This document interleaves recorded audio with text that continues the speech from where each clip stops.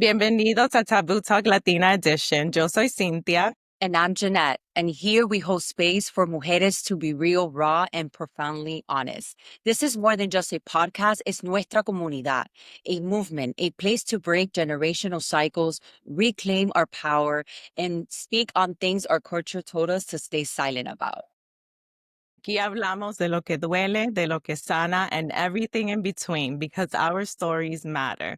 And the truth is, the world needs more Latina leaders, more bold voices, and more women who aren't afraid to take up space.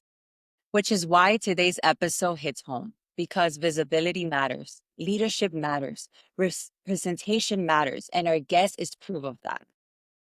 Let's welcome our incredible guest, Christina Olivarez, a powerful executive and leadership coach, business strategist, TechX speaker, and the founder of Hustle and Socialize. Christina has spent the last decade helping Latinas and women of color step into their highest self. Con voz, poder y propósito. Bienvenida. Hola, hola. I'm so Welcome. excited to be here. Thank you so much for having me. We're so Of excited course. to have you. And before we dive in, Christina, share a little bit about your story, who you are, tus raíces, your roots, the mujer you were before becoming the one you are today. We want to get to know you more. Yeah, so I am Christina Olivarez. I am originally born and raised down on the US-Mexico border on the Rio Grande Valley. So right along that border, I'm an only child. I grew up in a household that was very just, positive in doing what you want to do in order to get to where you want to be. I had parents who were always telling me, you could do anything, be anything. And I think that's what really inspired me to just really be vivacious in my energy and the things that I want to do in my life. All my life, I wanted to be a television news reporter. And so I went down that path of let's try to get all of the internships and all of the things that they tell you to do in college. And when I got out of college, I recognized that it was really hard to find a job in TV. And that's when entrepreneurship kind of fell into my lap by accident. And for the last 10 years, I've just been, paving the way for other Latinas because of that one idea that I had. Wow, that's beautiful. Kudos to your parents. Yeah. Like, round of applause to them to kind of push you and be like, you can be anything you want to be. Really fortunate. And I think it also helped that, I'm an only child. So we were really close throughout my whole entire childhood. And I think one of the things that I love the most is they get to see the work that they sacrificed so much for me. And every time they get to come to a conference or come to celebrate an award, it's an honor of them. So I'm really fortunate and really grateful for that. That's beautiful because going back to our roots, right? Not all of us had that privilege, but it's an honor and it's inspiring to get to hear that there are parents who support and encourage you to dream big and not the traditional go find a 9 to 5 until you retire, right? You're good to go. So it's inspiring to get to hear that story because it gives people a different perspective, but also know that it takes so much more depth with you taking ownership and moving forward to achieve your dreams, right? Because it's one thing if your parents push you, but then it's something different, you wanting that push and actually going for it. And that I told my parents that I really was thinking about stepping into entrepreneurship. And I was really worried because I never really had a traditional 9 to 5. I got out of college and I was freelancing for about 2 years. And then from there, I was like, I think I want to do this. And I remember calling my parents and my dad was like, we'll help you, mijita. Like, whatever you need, we got you. Wow. I think like that is just so beautiful because there was that fear of, okay, I can't find a job now. So now I'm going to create my own. And, at that point, it was always go to college, get the internships, get the 9 to 5, do all the things, do the checklist. But having their support really helped in becoming the butterfly, as I like to call it. Which I actually was going to ask you in regards to the butterfly. Like, how did you came up with it? So I was always called the social butterfly when I was a child by my family and friends. I was always talking and very social. And when I was starting my company, it originally started as a blog because I couldn't find jobs. And immediately I was thinking, well, if I started a blog, maybe people would read my writings and they would feel inclined to want to hire me. And so when I was coming up with different names, one name really stuck out, and that was the social butterfly. But of course, that was taken, domains and trademarks. And since I live in Texas, I was like, well, I'm not really a girl because I was, 24 at the time. And so I was like, what's something Texan? And that was gal. And so when I put it together, also is what happens of the transformation when any Latina comes and work with me. And I feel like the butterfly, from the caterpillar to the cocoon to the butterfly, it's a prime example of what happens when Latinas actually step into their power and they go from the caterpillar to the butterfly. They're starting to expand in the way they have their presence, in the way that they speak, in the way they amplify their voices, in the way that they're super unapologetic. I think what's so kind of exhausting at times is when you are 24 and you're trying to prove that you are worth hiring, the social butterfly, the name could be misconstrued as little kid or people not taking me seriously.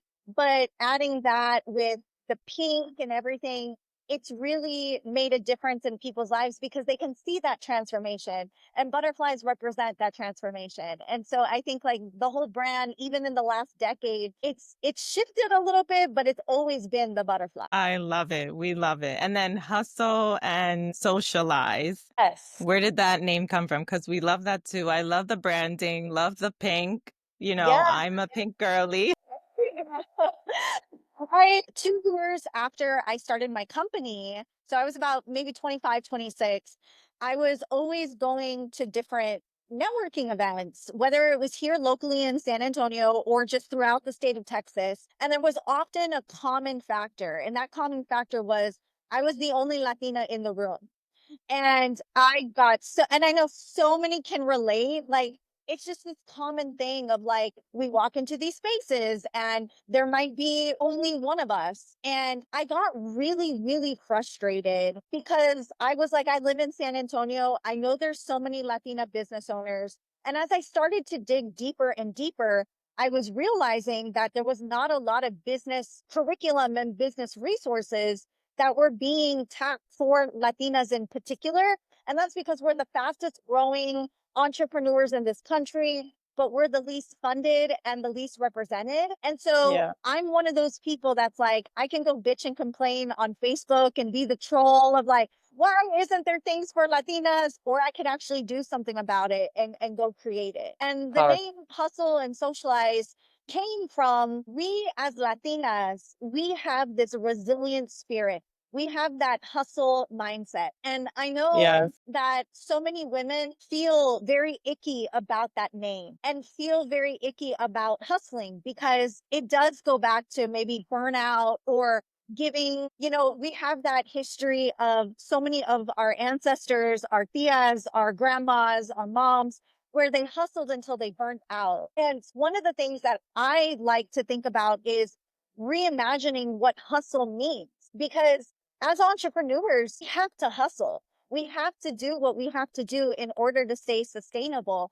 But there is that kind of social component where maybe to you, socialize means rest, or maybe to you, socialize means I'm going to go and hang out with my kids and build the life that I want to build. And so there is this duality of business is that's why there's a plus sign. You need to have both. You need to have the hustle and you need to have that socialized component. And that's what ended up becoming my conference for Latinas and women of color. It's this space where it's for us. Yes, this is the first place that you feel seen and heard, and you go through a transformation throughout the conference, where at the end of the conference, you're going to have a strategy and a blueprint to be able to be visible and amplify your voice for that next level of your business and your life. Love it. I think we get confused, especially as mujeres, right? And Latinas overall, because talking about going back to nuestra cultura, it's we feel like we can do it all. We shouldn't, but then we feel burned out because then we don't look for systems. We don't ask for help. Or we feel like if we are just moms, we're moms, right? Like you said, if we go and we network, we're just networking, but we're so much more than that. So having the balance and knowing that we can be both makes a difference and makes us even more powerful. Yeah. And in nuestra cultura, leadership isn't always taught. It's often assumed that, we'll just figure it out along the way. So, how do you think that has impact us Latinas stepping into these leadership roles today? One of the things I'm seeing in my own community and just in the women that I talk to that I've worked with is they don't see themselves as leaders. And that's because for so many of us, we never had that visual look of like what a leader is. And I think it's impacted me because a lot of the work that I've been doing has been trial and error.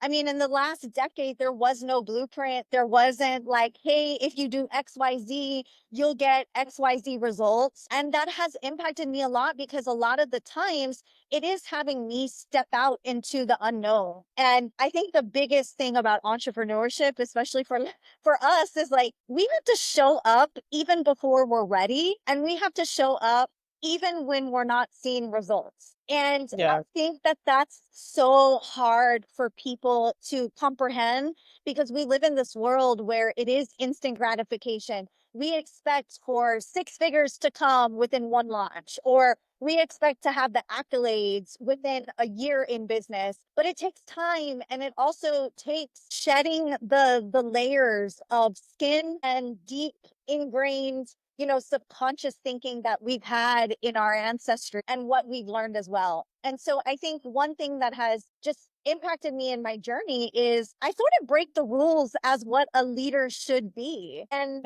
that comes from just being very unapologetic and stepping in, wearing the pink, putting reggaeton on during my conference, cussing on stage, right? Like these are things that like them because it breaks the status quo. And I feel like for Latinas in particular, we have to see ourselves as leaders because we are statistically, we are driving the economic power, right? Like Latinas are the ones that are making the grocery decisions. They're making the Yeah. health decisions. They're doing all of the things that drive economics. And so at the end of the day, we have to really step up and be seen and be heard. And that starts with just the visibility of being seen and heard. Mm. You nailed it. You nailed Yes. word by word. And I think it's so important. And you touch on, which I loved about that we want to see results overnight, right? And I think a huge factor, and I know you probably, I'm sure you can agree, is technology, right? We see people just launching a program, and whether it's true or not, stating they made thousands overnight, which is great, good for them, right? But then if you're not in that stage of mentality where you know that you can do it, you kind of compare yourself, right? And you're like, well, why can they do it and why can I can't, you know? And so I feel that it affects us in that leadership, what we consider is leadership. And I'm glad that you nailed that because I feel like so many of us struggle with that every day of like, I'm not a leader or I can't accomplish that because I was not taught or I don't come from a family of entrepreneurship or leadership, right? So those are important subjects that we need to be more open about and discuss and let the Latina women know and women in general that we are capable of making and that it's up to us to step into that power. Yes, absolutely. And we're not waiting for anybody to give us permission. We have to give permission to ourselves. And I think that that's a huge thing that I focus on in coaching is, mirroring back the power. Me as a coach, I'm not here to tell you what to do because only you know what you're going to do in your business. I'm just here to be that reflector. And I think it starts with Mm. not waiting for people to give you permission, but just demand it and step into it. I love it. And for the chicas that are coming up behind us, whether they're just starting their careers or launching their first business, what advice would you give them about just owning their voice and leadership? It all starts with just one, the power of one. You don't need to have millions of followers to make an impact. You don't need to have millions of dollars in your bank account to make an impact. All you really need is just that one person. And so if there are ways that you can connect to that one person when you're just starting out, one person really makes a difference because you never know who they might know. And that one person might trickle to 10 people or 100 people. And so keep going. I know even 10 years in, there are times where I am ready to give up. Like sometimes day to day, I'm like, can I do this? It's still like, am I still needed?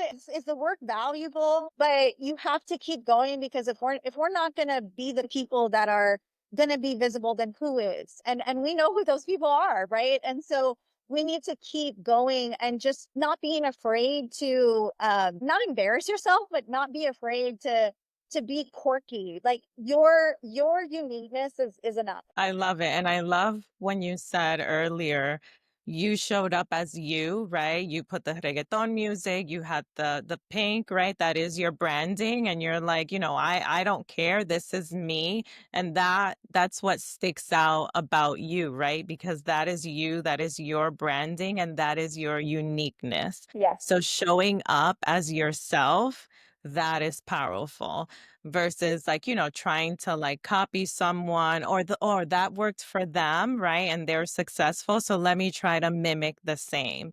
That never works. So that's amazing. And I know that you mentioned, Christina, that visibility. We keep saying the word visibility, right? Because as Latinas, we're often told to be humble, quiet, let our work speak for itself. But let's be real, being visible changes everything. And we keep repeating that word over and over again. So when do you realize visibility was the key part of empowerment? I was managing social media before I transitioned into coaching. And so for the first 4 years, a lot of women were coming to me to just help them with their strategy with social media and helping them with their management of it. And I was recognizing that while I was working one on one with them, it wasn't that they hated social media. It was the fact that they hated to be on camera. They hated to have their voice on a video. And this was around the time where now video was starting to be probably one of the most heavy formats of content. And I think that was when I realized it's not just social media in general. It is the fact that when they are on camera, they are becoming very vulnerable. They are becoming, they're showing up in their authentic selves, even though sometimes they feel like they have to be a certain way. And then that's when I realized if we're not visible, if we're not comfortable with speaking on stages, being on podcasts, being on the videos, then people are never really going to find out about our power and what we can do together as a community.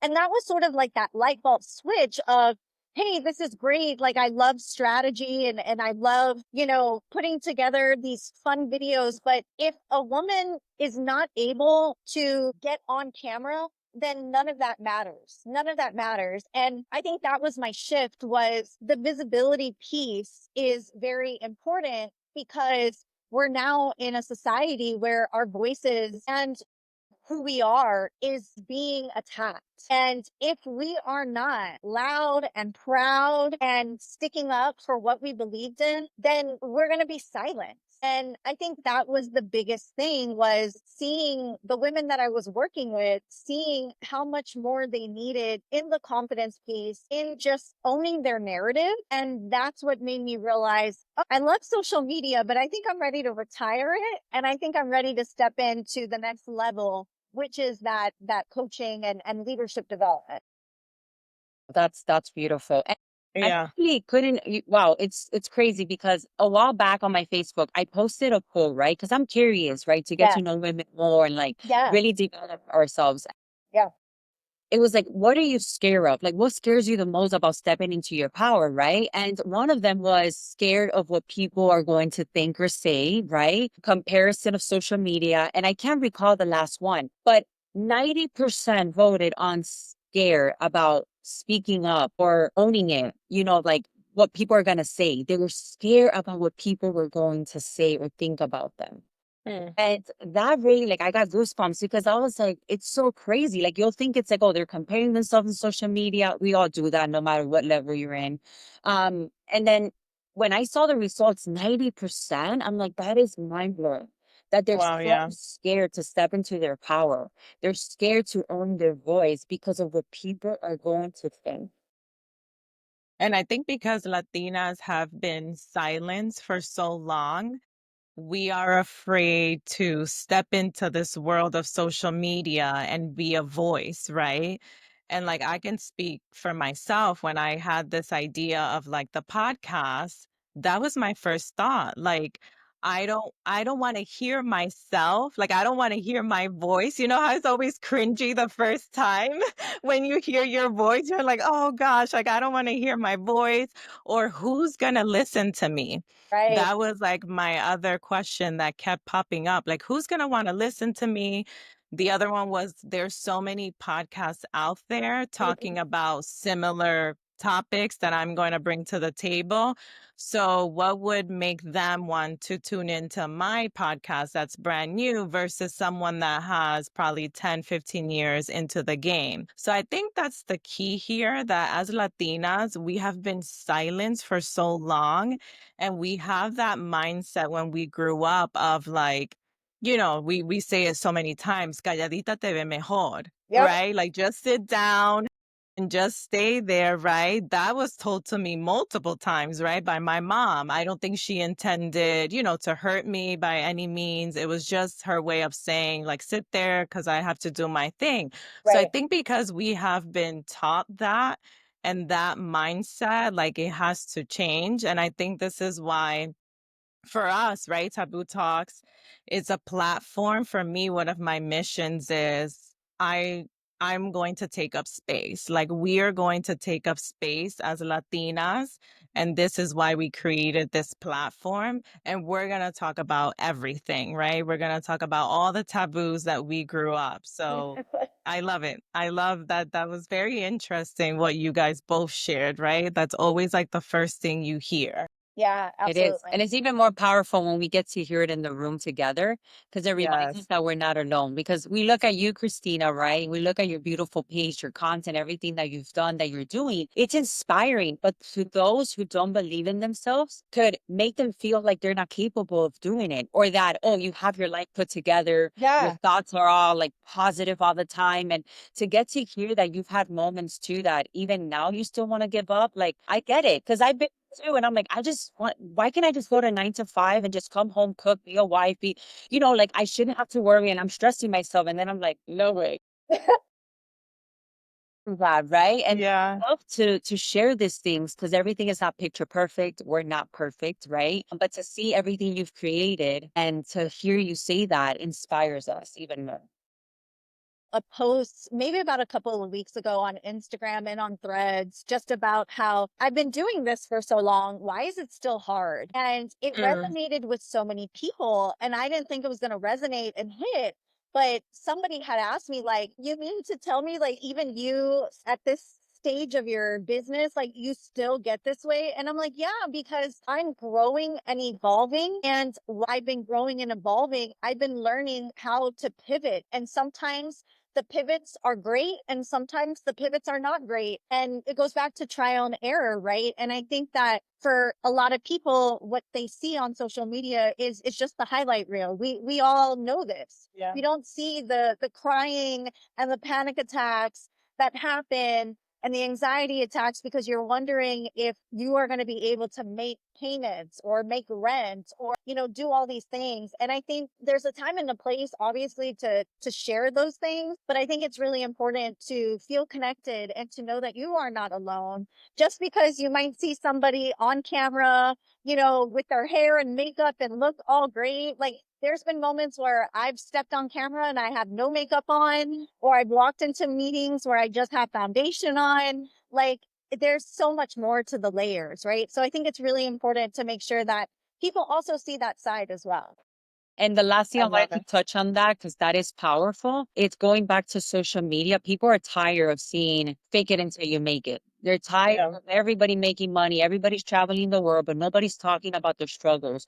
Nobody's being raw and real, right? And so, yes, when I've noticed that I show up with no makeup, my hair up, and I'm just sharing a word of wisdom or something that comes to mind, it does so much more than when I'm posting at an event on a red carpet with makeup on and my hair done. And I'm like, but I felt my best then, right? I'm not thinking of like, they're thinking, well, this Yeah, that I'll put together, good for her, right? And it's sad to think like that, but it is true. Social media has played a huge role for us in good ways, especially if you have a business, but it also affected us mentally, thinking that we all have our life put together. I love that. Yeah.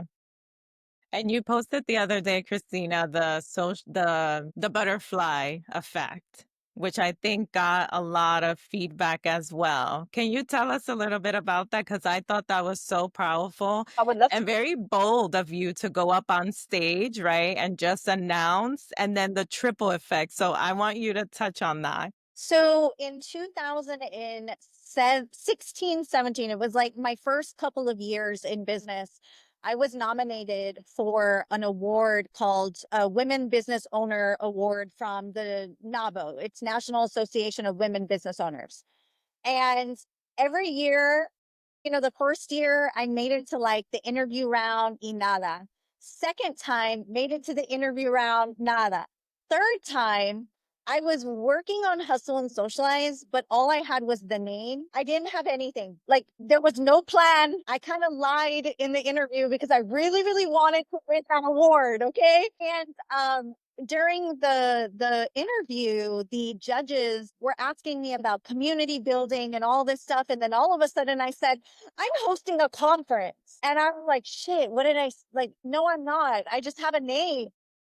And I was just kind of like BSing, right? And right after that interview, one of the women that was sitting to the right of me, she quickly emailed me. I would say, and I still have the email, I saved it, but she emailed me within like an hour. And she was like, Christina, I enjoyed hearing about your business journey. I really want to know more about this conference that you were talking about because we have an organization here that would really love to support. And I was like, crap, that means it has Or to happen.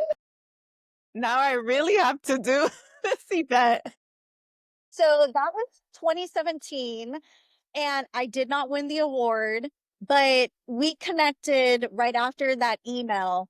And within 18 months, the very first Hustle and Socialize happened at her office, like at her location. There was like this Wow. place, right? And I really want to preface this because I left something out, but she was a white woman.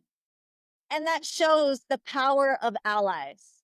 That shows the power of women seeing other women and a white woman seeing a Latina. And I think that's very important to also know because sometimes we don't feel visible. There are other women out there that are doing the exact same thing. And she saw something in me and my mission. And from there, it was a ripple effect. Like we hosted the first one and then 1 year later, we did it again. And again, I kept getting nominated for the award and I never won it until 2023. And in 2023, Wow. so that was 6 years in a row that I was nominated. But in 2023, it was much more impactful to me because on the award, on the plaque, it actually has both of my company's names on it. And I think just for me, like to see something that I actually blurted out loud now on the plaque. And so I decided when I grabbed the award that I was going to take up space because again, there was like 6 people that won that award and only 2 of them were Latina. So I got up and I put the award high in the air and I just did a twirl because it's so important to take up that space. wow, that Wow. I have like goosebumps. great I know. learned today and I took from this was even when you're not ready, you go for it. And you went for it, right? Like you had no idea what you were saying. You just knew you wanted it. You just didn't have a time. You just said, I'm doing it. And then you were pushed to do it. And the second thing is timing. Yes. Sometimes we get so like irritated because we want things to work in our divine timing, right? And we're like, why for me? Why can I move forward? Like, I feel like I have what it takes already, right? But it took you this long to get the award because now you have already the platform, the knowledge, the businesses. So now you have the name of it. So this back to your story, right? And I think it's so Wow. powerful because we need that reminder. Like we tend to quit when we're 2 years in, 3 years in, not being grateful for what we accomplished in 6 months when it's pretty big, but we don't see the bigger picture. So that was a beautiful testimonial. Thank you for sharing that today. Yeah, that was amazing. And both of your businesses on the plaque, right? Talk about divine timing, right? It was like, wait, it's not your turn yet because I want both of your business to be on the plaque. Like that. Wow, that is amazing. Yeah, thank you for sharing. Wow. Right. Okay. So, what would the Christina from 7, 8 years ago, before the TEDx stage and before the awards, say to the woman you are now? You're extraordinary. Keep believing in yourself. I love Grey's Anatomy. I'm a Grey's Anatomy like fan, and Meredith Grey had this line about extraordinary. And when I left for college as a love letter to my parents, I wrote in my room, I had a whiteboard and I wrote in the on the whiteboard like, don't worry, I'm going to go and be extraordinary.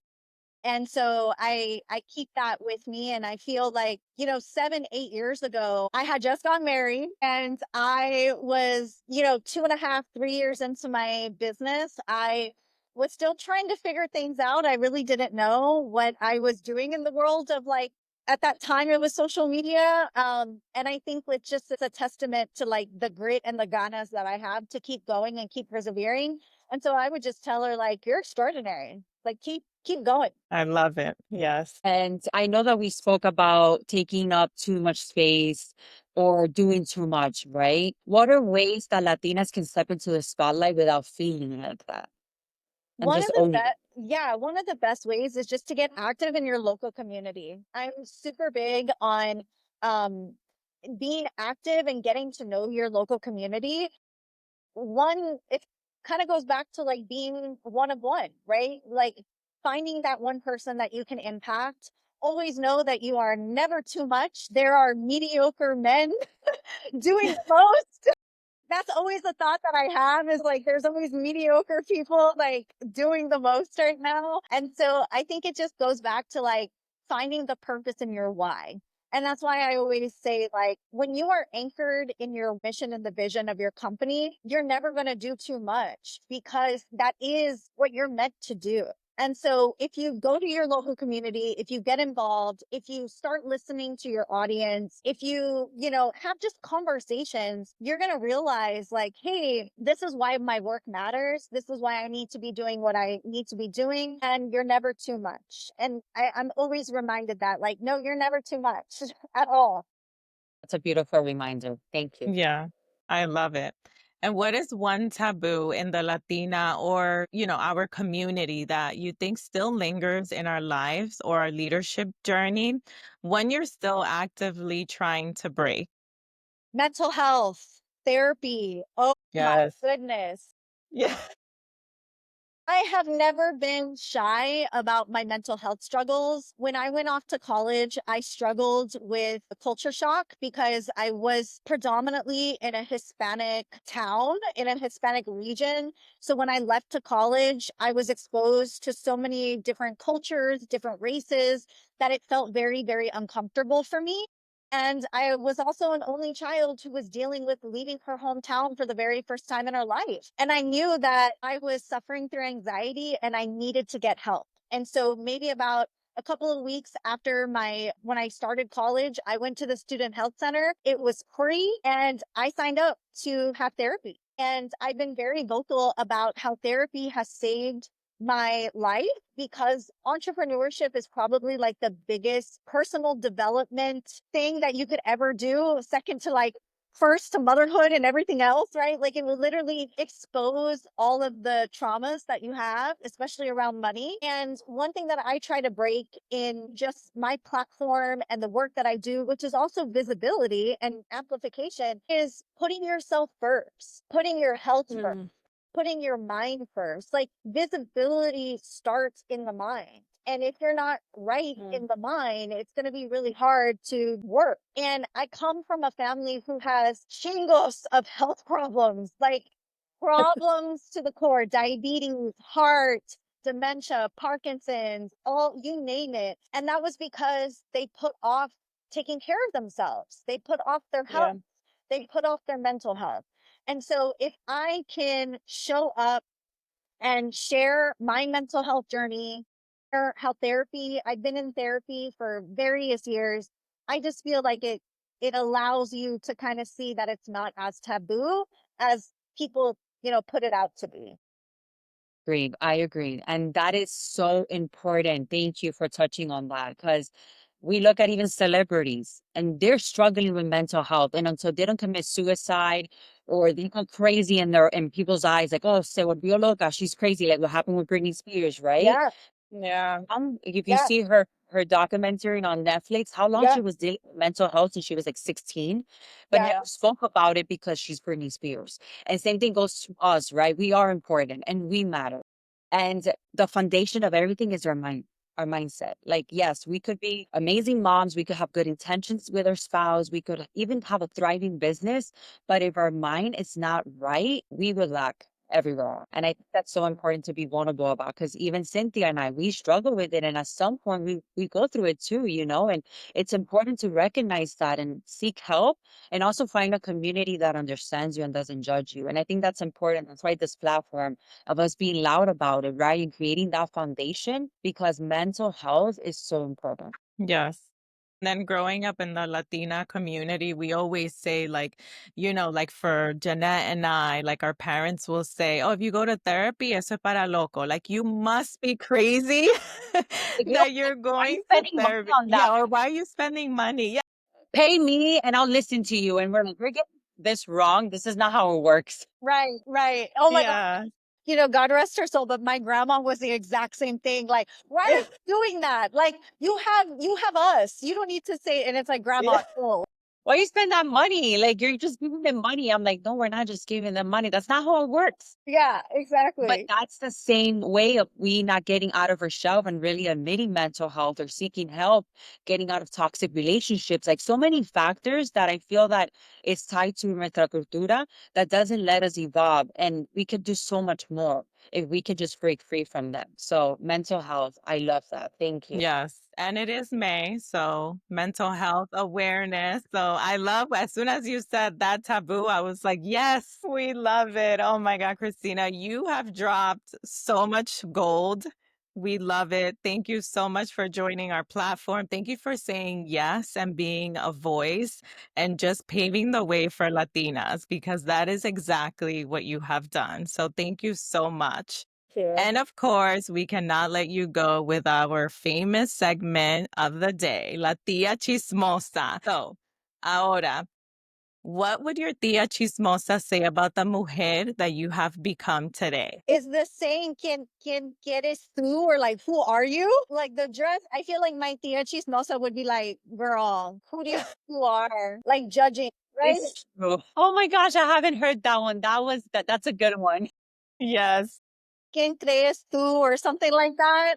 Yeah, Yeah, yeah, yeah. yeah, ¿Quién yeah. tú crees que eres? Yeah, I feel like it's that, like, girl. And I think that makes me laugh because sometimes, like, I know, so how you see that on TikTok where they make fun of all the Latinas getting dressed in La Sala for Christmas. Yes. They're all dressed up. That was me as a kid. My family would just be in jeans and shirts, and I would show up with like a quinceañera dress for Christmas. And I feel like it's just my extra. Like, that's just who I am. You always know Christina's going to walk in with like something. And I know, like, my mother in law, she doesn't understand. And I'm like, that's just who I am. Like, that's just how I dress. You should know at this point.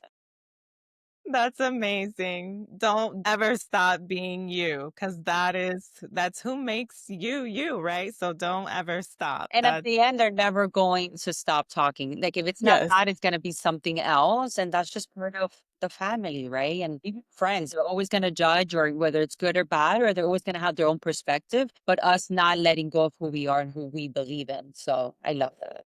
Yes, amazing. And of course, before we let you go, please share any projects or events that you have coming up. I think you have your 7th annual conference coming up. Yes. So please share with the audience. And of course, where can they find you? Yes. So currently, I am promoting the seventh annual Hustle and Socialize conference that's happening June 6th and 7th. So 1 month from today in San Antonio, Texas at Hotel Contessa.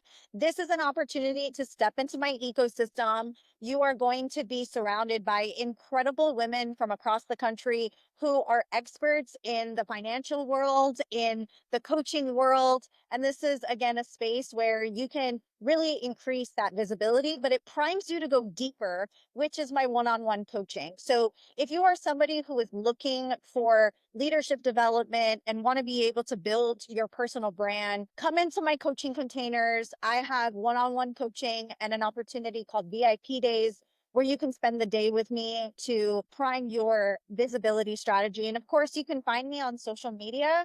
My main platform is Instagram at the Social Butterfly Gal at Hustle and Socialize. And I'm on every other platform as well. Same handle, same everything. And of course on my websites too.